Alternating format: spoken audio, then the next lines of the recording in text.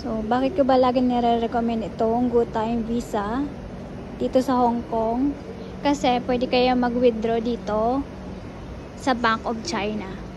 Yung pera nyo nasa Good Time, pag galing kayo ng Pinas, kung tourist kayo, pwede kayo mag-withdraw dito sa Bank of China.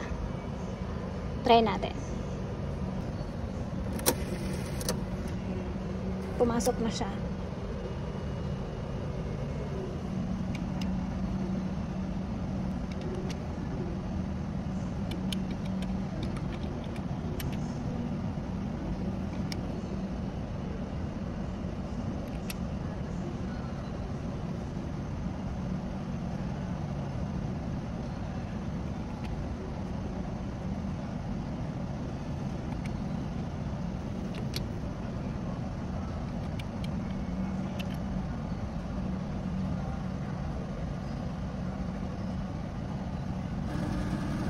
O diba, tumutunog na siya, meaning may pera.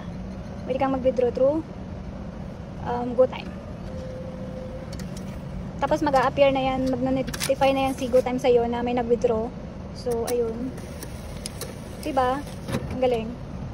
Kaya pag nasa Pinas kayo at gusto nyong ay mag-tourist dito, kuha lang kayo ng Good Time. Napaka useful niya dito sa Hong Kong. Bye bye!